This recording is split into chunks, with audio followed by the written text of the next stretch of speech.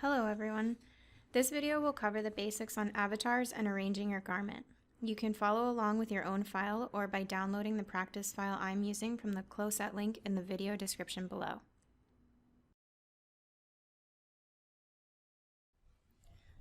So firstly, there are 13 avatars in the default library.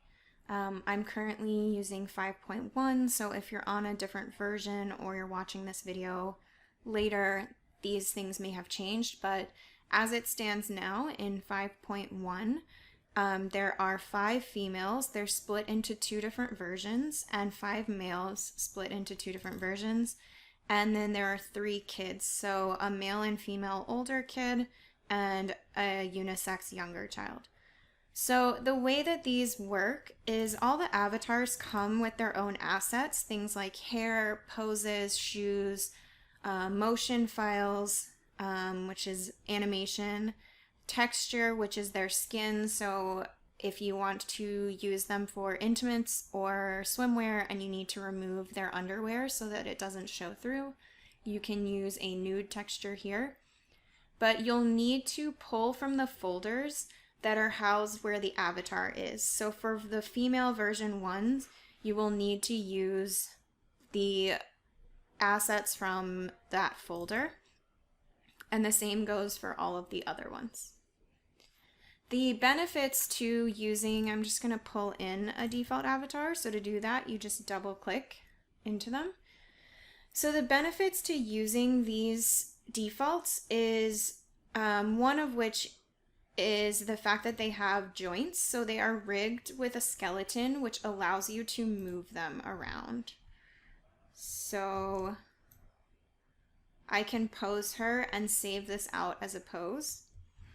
Another benefit is that all of the default avatars are editable by size. So the avatar editor allows you to change their points of measure. There are a few different options depending on what points of measure you have and how you'd like to do this. Some people are basing their avatar off of their dress form. And sometimes you may only have a few basic points of measure, so we have an option for that as well. So you can change the avatar and you can make your poses, and then you can save as an avatar, save as a pose, all of that kind of stuff. So those are the benefits to using the defaults. Also the options that you can change hair, shoes, poses, etc. with some of these default options make it just easy to swap around and kind of create your own without a lot of hassle.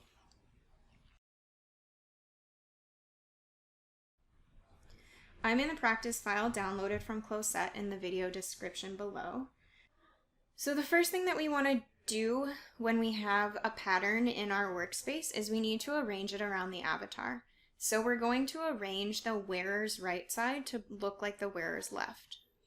And the way I like to start with this is I'm going to marquee over that half of my pattern, and using my gizmo on this little green arrow, I'm just going to slide it up because I want to get my pattern out of the way. Then I'm going to hit my 2 key to bring myself front and center. It's good practice to work like this and use your 2D window for selecting things. It helps you get in the habit of not trying to drag pattern pieces towards your avatar, which you do not need to do when you're arranging. So the way to arrange is to use these things we call arrangement points. So I'm in my vertical toggle menu under the avatar, and the second one over is the arrangement points. When you click it, you'll get blue dots all over your avatar. The way arrangement points work is you just need to select a pattern piece. Again, I'm going to be selecting my wearer's right side, and I'm going to select in the 2D window. So if I select my front body, I'm not holding on to anything, but as I hover over the blue dots, you'll see an outline of your pattern showing up over your avatar. As soon as you get the pattern where you want it, you're just going to select that blue dot and it will place the pattern there. So I can do my back as well. Do not try to drag your pattern pieces toward your avatar.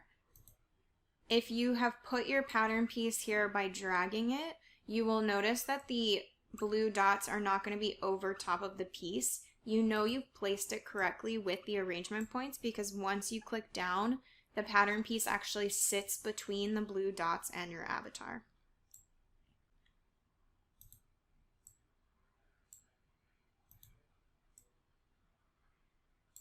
So a few things to go through with this file. You'll notice that my sleeve and my cuff are arranged nicely together in the 2D window, which means that in 3D they are also sitting nicely together. This is useful because this way you can actually hold Shift and select both the sleeve and the cuff and place these together. You can also see if I place my right sleeve down here and my left sleeve is up here, it's actually not going to matter. CLO is not super sensitive in terms of arranging. It might be a little bit different than programs you're used to. You can see her wearer's left legging is kind of going through her leg. All of this is fine. The main thing to know is you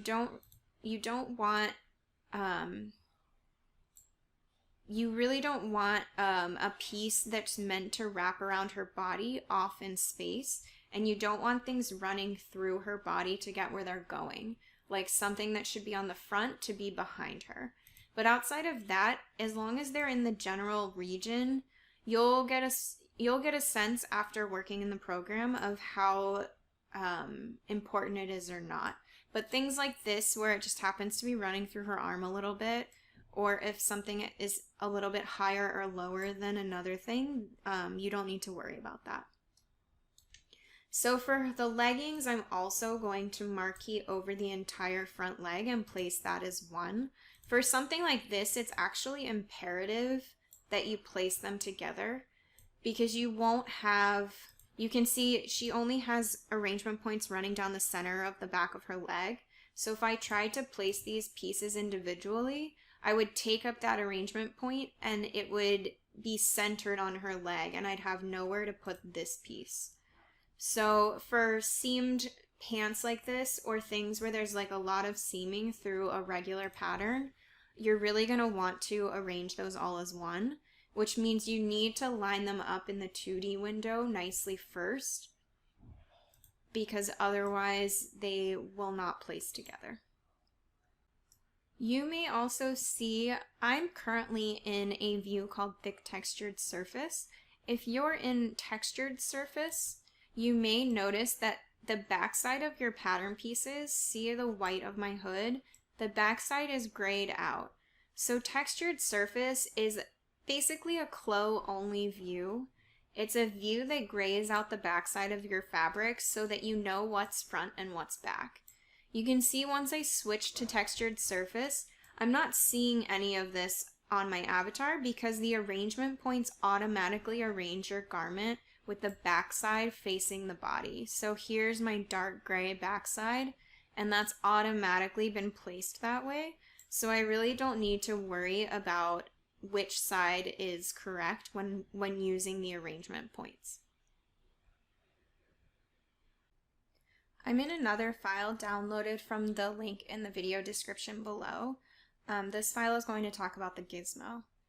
So there's occasional instances where you may not want to use arrangement points to arrange your pattern.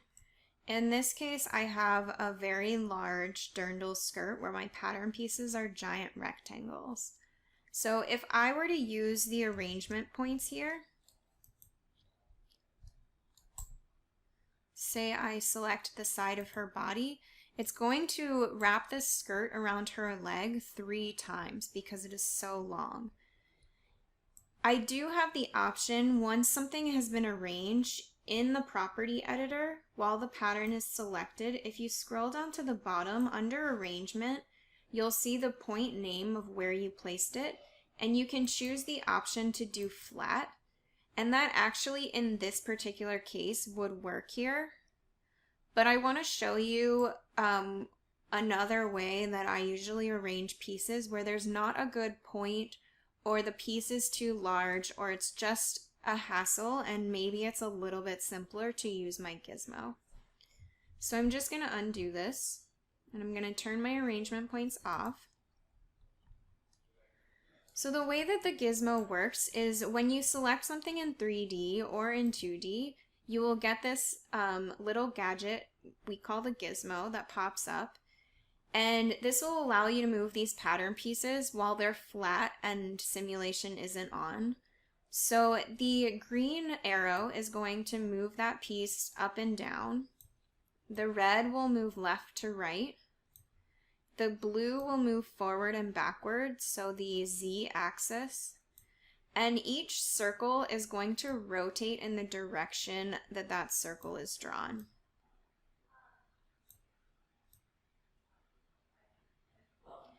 Lastly, the yellow square is just a free moving tool. This is going to allow you to just move on the plane that you're currently on. So basically it moves freely up and down. The main thing that you want to know with this file, I'm just going to make my 3D window. Actually, I'm going to hide my 2D altogether. So when arranging things, I mentioned in the previous section that it's not super important that things are perfectly arranged. There are a few details you want to worry about. So they need to be on the correct side of the avatar, the correct side of the other pattern pieces. If they wrap around like an arm or a leg, they need to do that, or else they will sew together outside of the arm or leg. And lastly, you want to make sure that you don't have major sewing lines intersecting the body. So here the biggest issue is that the sew lines of the waistband to the skirt are going straight through her arm. These are going to collide with each other. If you want to try this, you can. You'll see what happens. It's going to get really crazy and the program is going to freak out. So if you do this, I suggest immediately when this happens, hitting the simulation button again. Again, we have not learned simulation unless you've skipped ahead, but I just wanted to show you this is what will happen. You'll hit this button again immediately and do a Command or Control Z. It's not the end of the world, but you don't want to simulate here.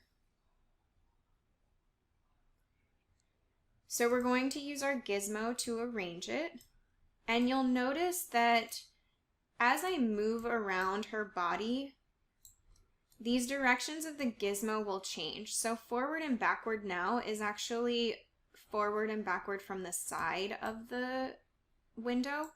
So this is the default Gizmo that you get when you first download CLO. It's called the Screen Coordinate Gizmo.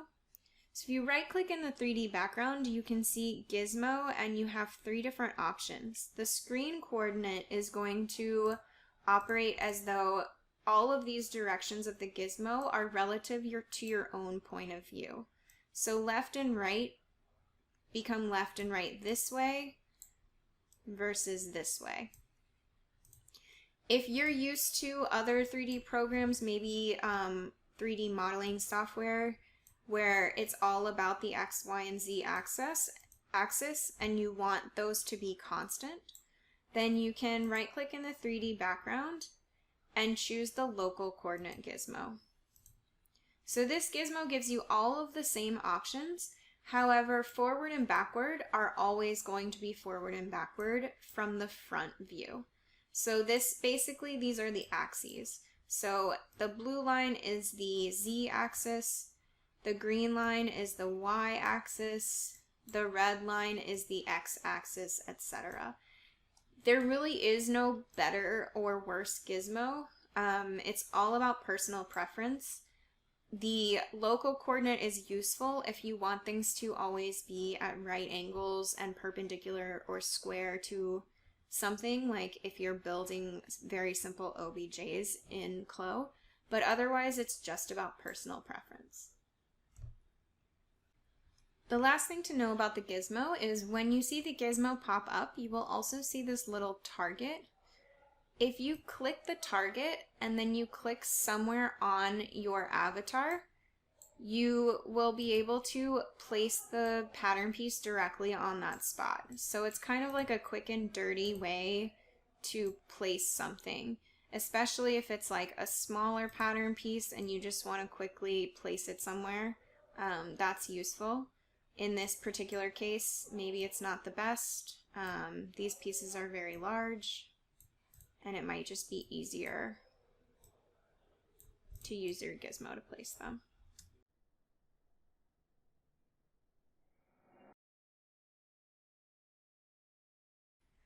So one of the benefits to using the arrangement points when and where you can is that the arrangement points register the location of the pattern within the software. So they basically remember where you put it.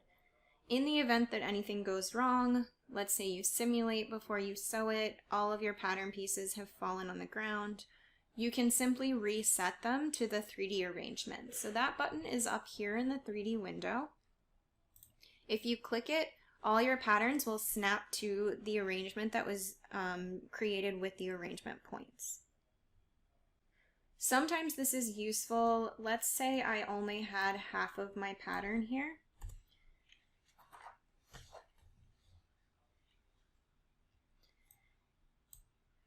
So you'll learn this in another lesson, but I'm just going to create the other half. And sometimes you'll see that that half comes in because I placed it spaced apart in 2D. It came in a little bit far over in 3D.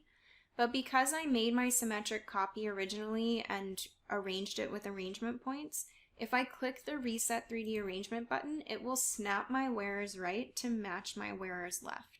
So that's one of the more common instances when I use this button.